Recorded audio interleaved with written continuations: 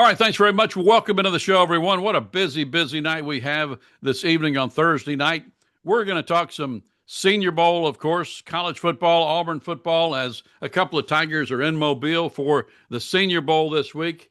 And we'll touch on the Super Bowl a little bit later as well and talk some Auburn, Tennessee basketball coming up this weekend with Brian Brinsfield at the bottom of the hour on the Horizon Financial Halftime Report. But we're lucky enough to have with us right now Kevin Fichtner, Mr. Auburn.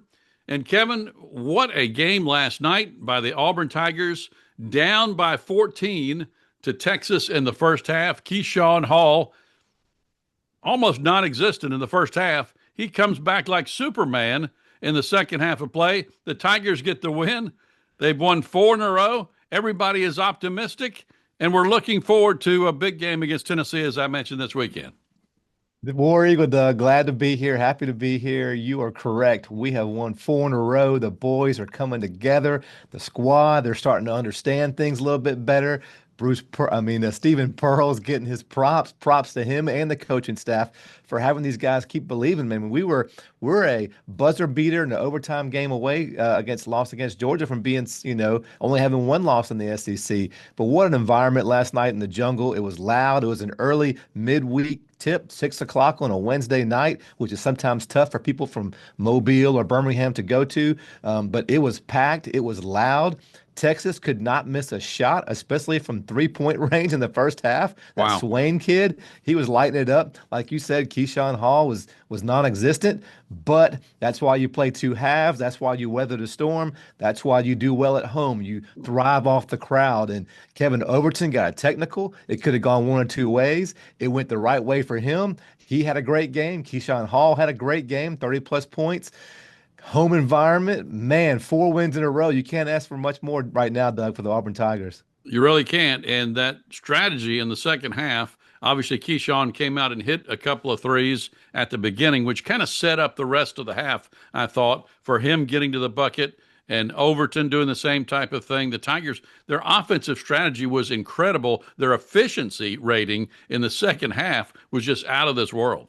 Yes, they knew they had to make a run because we were down and Swain was playing well. And that big hepatitis guy in the middle, I forget his last name, but it's something like that. He was causing havoc down low because he was a tall guy, and our Mr. guys were Hookham. having trouble He's a perfect covering him. Longhorn, right? Yes, a perfect Longhorn, but yeah. But like we did against Florida, they have bigs. Like we did last night against Texas, they have a big. We're doing well. We're matching up well. We played some zone last night too to kind of help that interior defense and make them shoot threes. But I don't know what switch hit, but we hit it in the second half, and we caught that run and joined the crowd and rode that wave all the way to a victory. I mean, I'm telling you, we are hot right now heading into Tennessee this weekend. Yeah, and our man Chad Pruitt told us, watch out for this team. They're going to win some games coming up, and that's exactly what they've done. Kevin, let's listen in to Stephen Pearl and also Sean Miller, the head coach of the Texas Longhorns after the game, who had some very complimentary things to say about the Auburn Tigers. But first, Stephen Pearl, head coach of the Auburn Tigers last night. Once again, just got to thank our fans. Another unbelievable environment, another unbelievable crowd. It makes all the difference in the world. We're down 14 with 9 minutes left in the game, and having a full house gives our guys the confidence and the courage to be able to find ways to chip away and get back into that game. So, coming into the game, I think Texas averaged 7 made threes a game, and they made 8 in the first half. And Dalen Swain, I think, was 3 for 3 at halftime or 4 for 4, and he shoots 27% from 3. Those are the shots we wanted them to take. We wanted them to take threes. We don't want Cam Heide, who shoots 50% from 3, to make 5 out of 6. That was on us. But I thought the rest of those guys, we wanted those guys to take contested threes, and to their credit, they made them.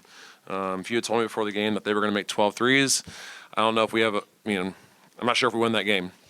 I can tell you one thing for certain: our team a month ago would not have won that game with Texas making 12 threes.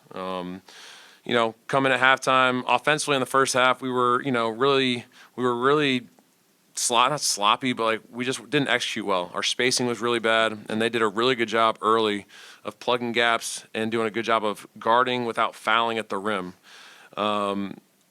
and it led to us taking some really tough contested twos, and we were looking for whistles, and instead of just going to score through contact.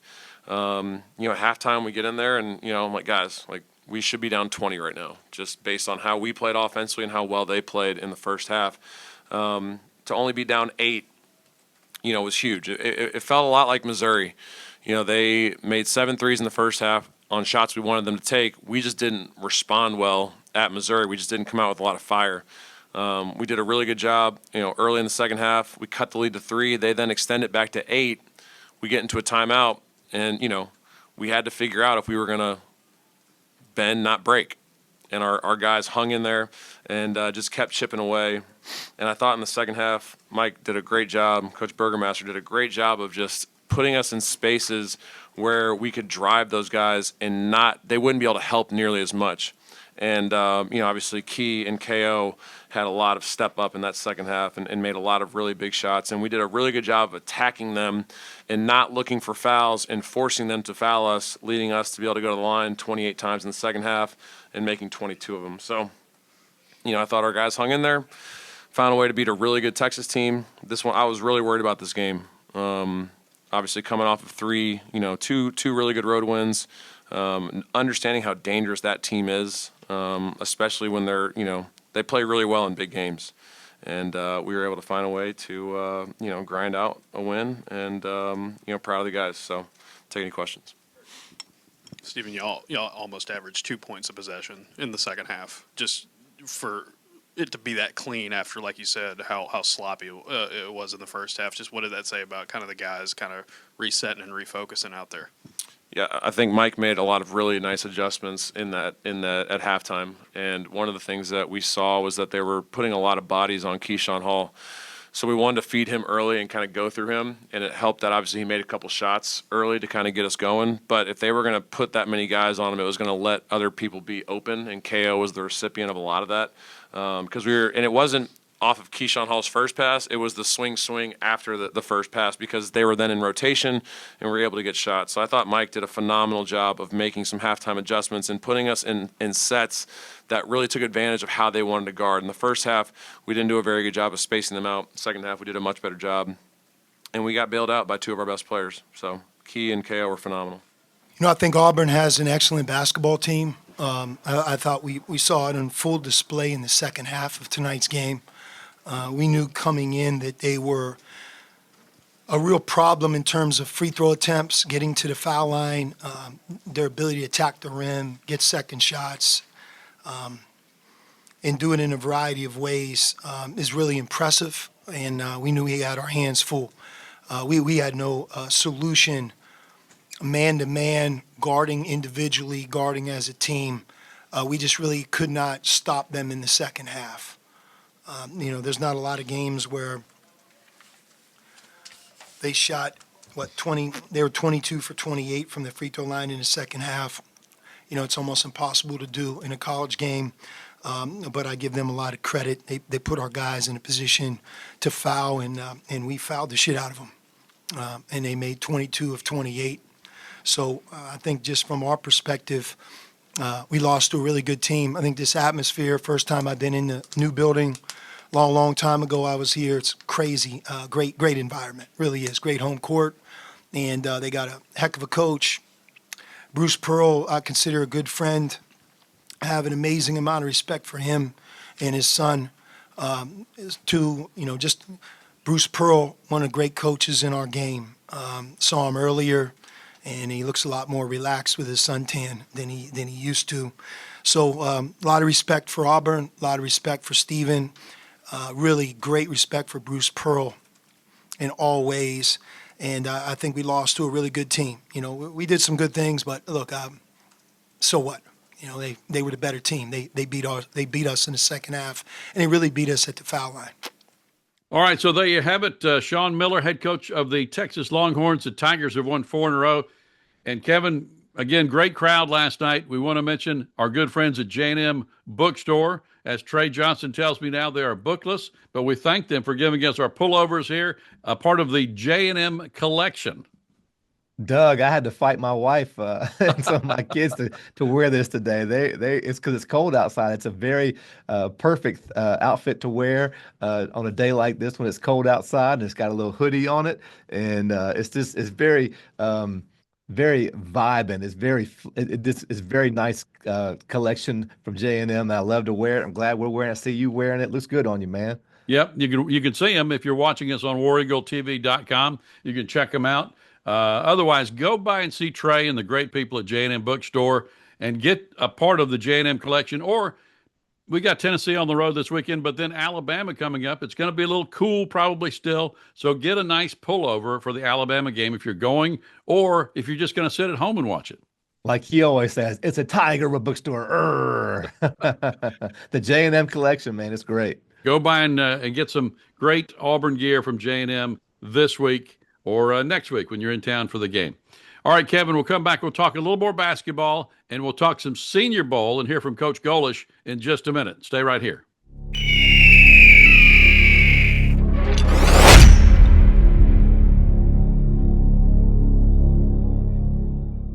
All right, thanks very much. Welcome back to the show, everyone. Talking some Auburn athletics. Kevin Fichtner, Mr. Auburn, is with us again for another block here. And Kevin, great to have you.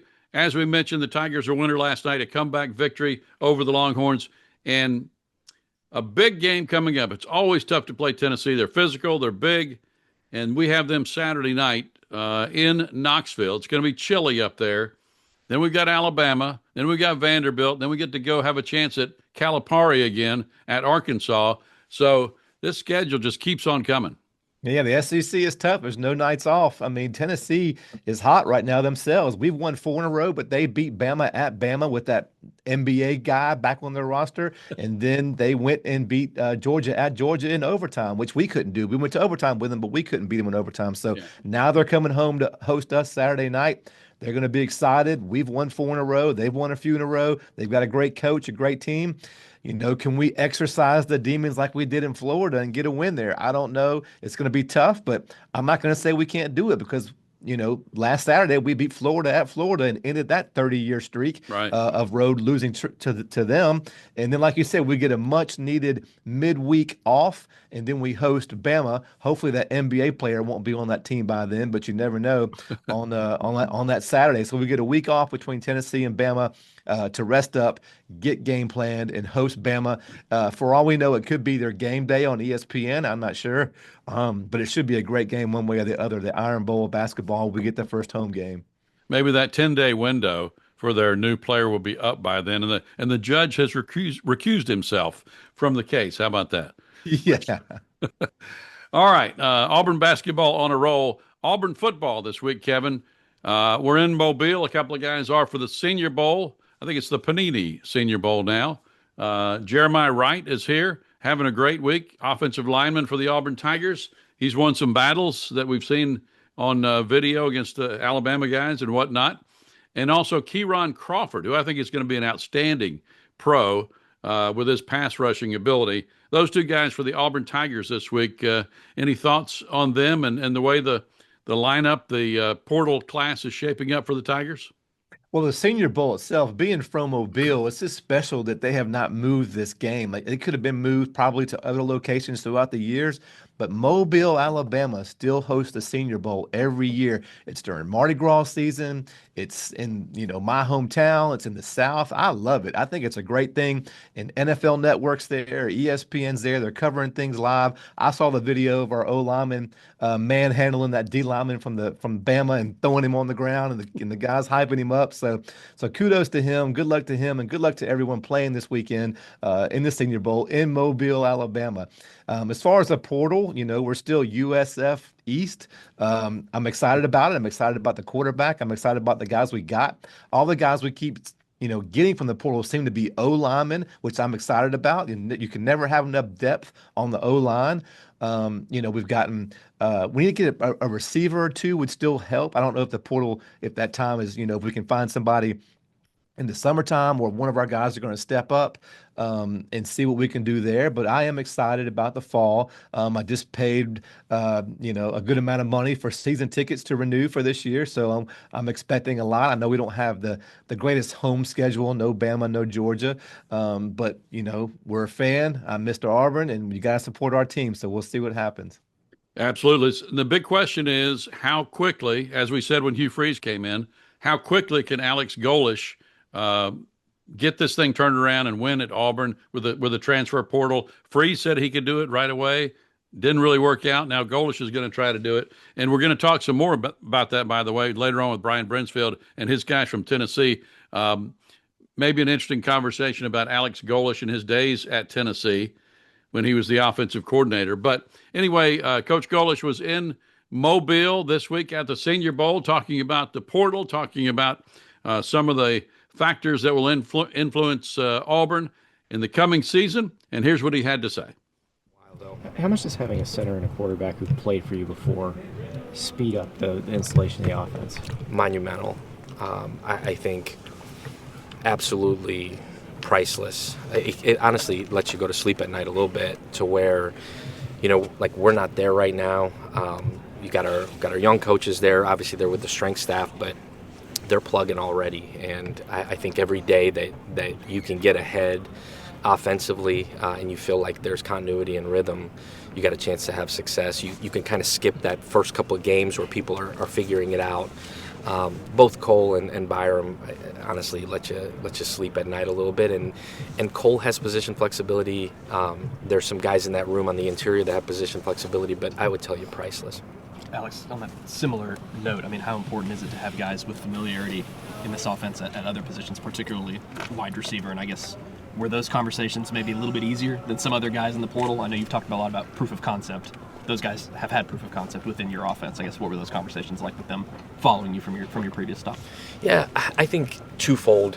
The familiarity with the offense is absolutely huge. To be honest with you, I think more than that, because you've got time, you can install an offense, and we're going to evolve offensively because it's going to fit personnel, and it's been that every year.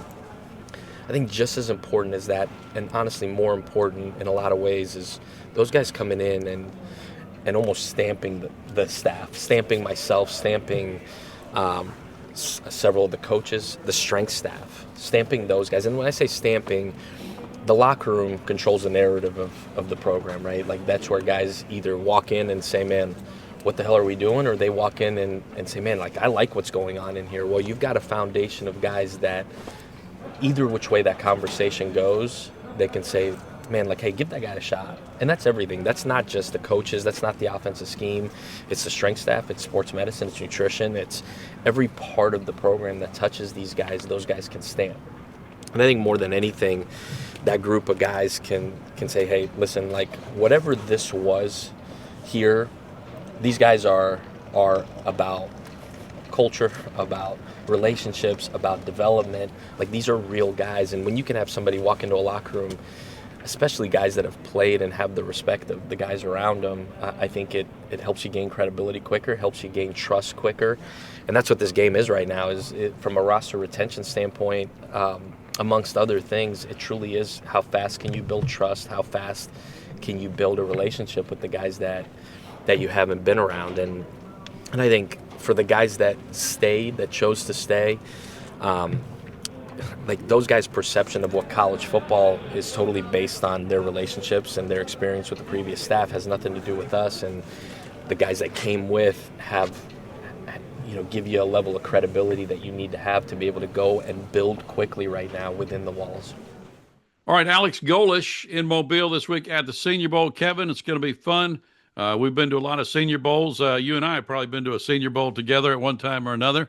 But we'll see how Jeremiah Wright and Kieron Crawford do this weekend. It's going to be fun. Also, Pavia is here trying to get a spot in the NFL, which is going to be interesting with his height factor. Yeah, it could be a little Doug Flutie-ish. He's great in college, like Doug Flutie, but Doug Flutie didn't get a whole lot of opportunities in the NFL. But when he did, he kind of thrived because he was, yes, same height, small, but he made things happen. And Pavia makes things happen. So maybe he'll get a shot in the NFL. Obviously, he thinks he can. His crew thinks he can because He's still mad about the Heisman not winning that, but he needs a little attitude adjustment and then get a little bit more humbled.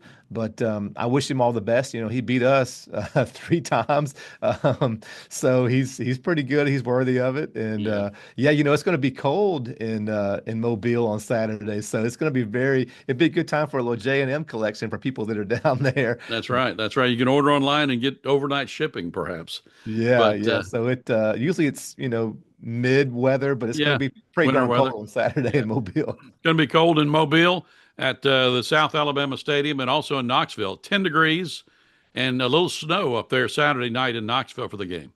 Maybe we can warm things up with from downtown hitting some threes and Keyshawn Hall and Kevin Overton, and we need to get Tahad going. We're winning these games without Tahad really hitting his peak. So maybe he can step up a little bit. I know he's trying. He's getting the minutes. Maybe he can have a good game against Tennessee. We'll see. Yeah, I'm thinking Murph is going to have a challenge Saturday night inside. If he can play a good, strong game and maybe draw some of these guys inside, maybe that frees up and Keyshawn and Kevin hit some threes. Maybe Tahad opens up a little bit for his game. I hope so. He's got the talent. I know he's only 6'1", so it's hard to drive in with the towers. But even if he doesn't score a lot of points, maybe I can see 7, 8 assists by his name, and we haven't seen that yet much either. So he needs to create a little bit more. I know he's good with the mid range. He's been cold from 3 lately. Maybe once again he can just get hot. The team in general has been cold from 3, but we've won 4 in a row. So at some point that's going to switch, you would think. Yeah, and, or maybe that's a good sign. Yeah, it's a good sign because we are going to have one of those games where we do get hot. But we are playing fantastic defense right now. To lose our Twin Towers from last year into where we are now, we are playing some great defense. So once again, props to Stephen Pearl and his coaching staff for getting these guys ready each game and game planned and having a nice little win streak to carry into Tennessee. Yeah, and Tahad, take care of that basketball. Yeah, a record last night for Auburn as far as turnovers. Only 3 turnovers in the game against Texas. That's great. That probably helped out a lot with the comeback. I didn't notice that, but that helped out a lot with the comeback when you're not turning the ball over. And we took 28 free throws in the second half. Oof. Yeah. That's I know Sean Miller talked about that's not normal for a college game. Maybe for the entire game, 28 free throws, but we got 28 free throws in the second half. So Keyshawn, all the guys were driving and getting those fouls. Yeah, I mentioned that a week or two ago when we had Coach Pruitt on, and Keyshawn shooting those free throws. I noticed that early in the season how effective he is, and I think 14 for 17 last night on the line. Yes, I mean, it's just money on the line, and that's when you need it, especially to close out a game, is to be able to hit those free throws. Yeah, absolutely. Kevin, enjoy the ball game this weekend against Tennessee. Enjoy the Senior Bowl. It's going to be a great weekend for Auburn athletics. Thanks for being with us, and War Eagle. War Eagle, Doug.